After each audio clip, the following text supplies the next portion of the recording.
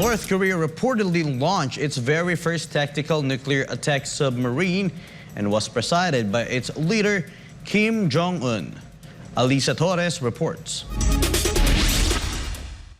North Korea has announced that it has launched a nuclear attack submarine after several years of development, something South Korea criticized and stated that it was not operating normally. Kim Jong Un attended the launching ceremony of the said vessel on Wednesday and said it was a good start to building a navy capable of repelling the United States and South Korea. According to Pyongyang state agency KCNA, the submarine was designed to launch nuclear weapons from underwater, but it is not clear how many missiles it can carry and fly. Reports say this would strengthen North Korea's nuclear deterrence because it could fly after avoiding a nuclear attack on the ground. Kim meanwhile stated that the submarine will perform its combat mission as one of the core underwater offensive means of the naval force of North Korea. Pyongyang now plans to expand its submarine capabilities in the country and build nuclear-powered vessels in the future. The new submarine is named Hero Kim Kun-ok in honor of a historical figure in North Korea, and analysts first discovered signs that it was under construction in 2016.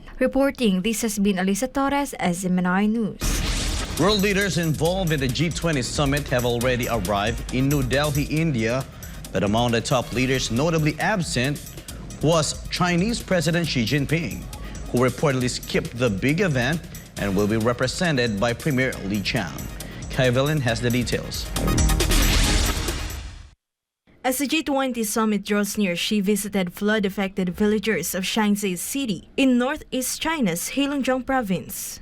She was seen walking into the fields of Langwangmiao village on Thursday to check how rice plants were affected by the floods. He also checked damaged houses and reconstruction of infrastructures while walking in the village streets.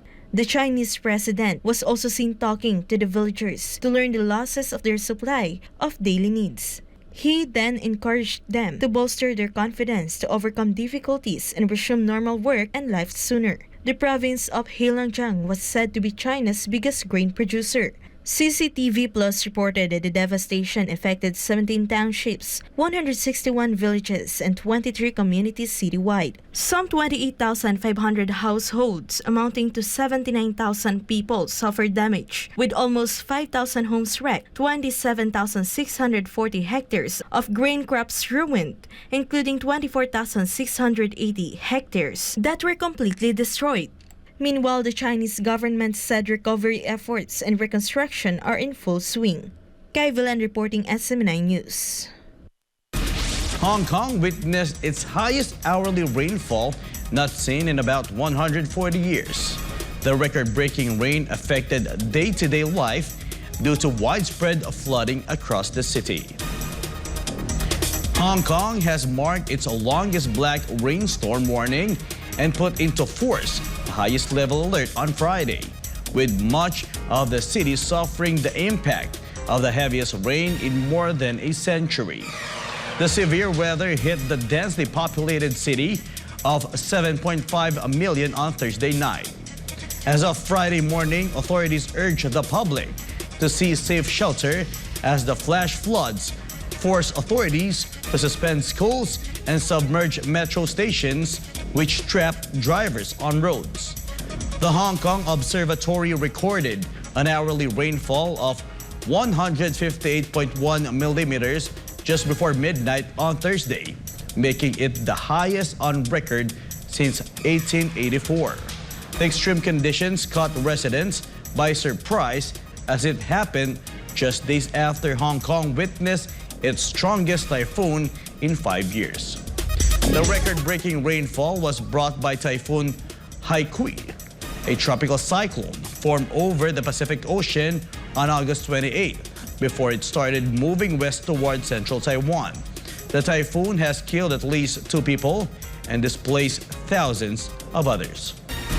Earlier this week, senior officials of Japan and China exchanged words during the ASEAN Plus 3 summit following Fukushima wastewater release issue. Kent Hashimoto files this report.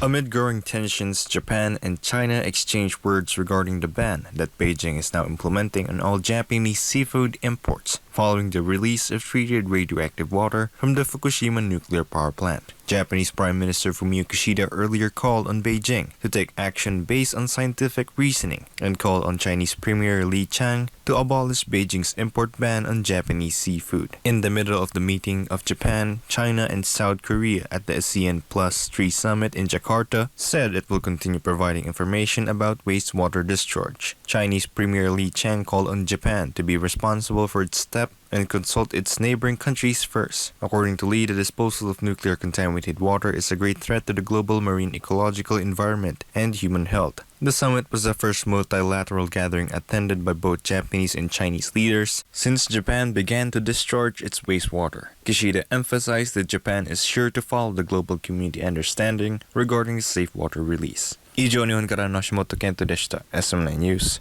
Japan. Philippine President Ferdinand Marcos Jr. thanked the Australian government for supporting the country's maritime claims in the West Philippine Sea during Australian Prime Minister Anthony Albanese's historic visit to Manila. Jane Teniza has the details. Australian Prime Minister Anthony Albanese and Philippine President Ferdinand Marcos Jr. in Malacanang held a joint press statement after signing several bilateral agreements earlier today. In a speech delivered on Friday, September 8, President Marcos thanked the Australian government for its strong support to the Philippines' stance on its territorial claims in the West Philippine Sea and acknowledged Albanese's call to uphold efforts in protecting its territory. Thanks to you, Mr. Prime Minister, for the strong support that you have made for the Philippines, especially during the past ASEAN conference, where you have made very clear that the claims that are being made upon Philippine maritime territory are not valid and have not been recognized and are not in conjunction or consistent with international law. Before visiting the Philippines, Albanese and Marcos convened with their fellow Southeast Asian leaders during the Third Association of Southeast Asian Nations, or ASEAN Australia Summit, held in Jakarta, Indonesia on Thursday, September 7. Albanese, for his part, emphasized that Australia and the Philippines face important security issues where both sides hold common views. The Australian official also vowed that his country's position to uphold the international law will remain consistent. We have a collective responsibility for security, including support for the UN Convention and the law of the sea, UNCLOS. That's very important. Australia does support, as I said, at the East Asia Summit, the 2016 South China Sea Arbitral Award.